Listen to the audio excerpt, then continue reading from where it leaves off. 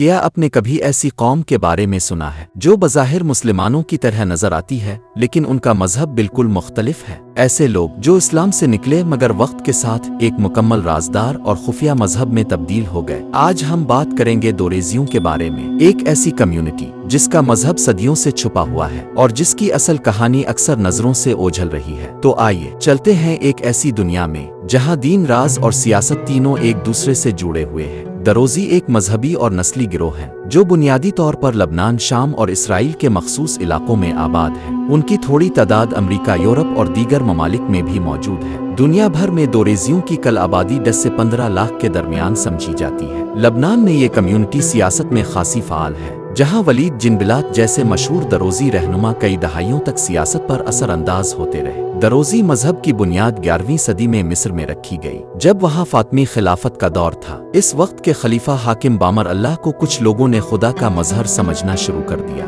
اسی دور میں ایک مبلغ حمزہ بن علی سامنے آئی، جنہوں نے ایک نئی مذہبی تحریک شروع کی۔ اس تحریک کے بنیادی عقائد اسلام سے مختلف تھے: روحوں کا دوبارہ جنم لینا، مذہب کی تعلیمات کو خفیہ رکھنا، عبادات کی ظاہری شکل چھوڑ کر صرف باطنی مفہوم پر زور دینا۔ اسی عقیدے کی بنیاد پر دروزی مذہب کی شروعات ہوئی، لیکن جلد ہی اس پر سخت پابندیاں لگ گئیں اور دروزی پہاڑی علاقوں میں بھاگ گئے۔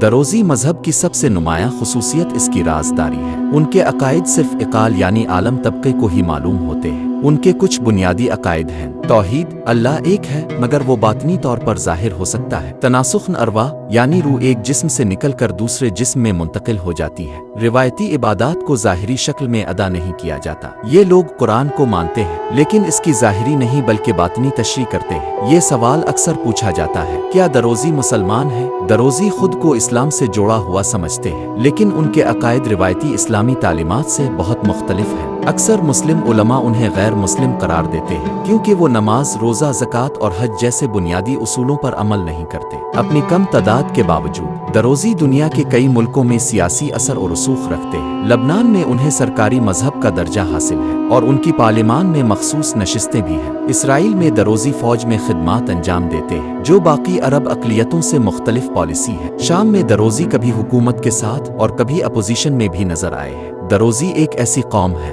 جو صدیوں سے اپنے عقائد کو چھپاتی چلی آئی ہے اور اس کے باوجود اپنی موجودگی، سیاست اور اثر قائم رکھے ہوئے ہے۔ ان کی زندگی کا نچوڑ 3 الفاظ میں بیان کیا جا سکتا ہے: خاموشی، رازداری اور اتحاد۔ تو سوال یہ ہے، کیا یہ واقعی ایک مذہبی تحریک ہے؟ فیصلہ اب کریں۔ اگر آپ کو یہ ویڈیو پسند آئی ہو تو چینل کو سبسکرائب کریں، ویڈیو کو لائک کریں اور کمنٹس میں بتائیں کہ آپ اگلی ویڈیو کس موضوع پر دیکھنا چاہتے ہیں۔ ملتے ہیں اگلی ویڈیو میں، تب تک کے لیے اللہ حافظ۔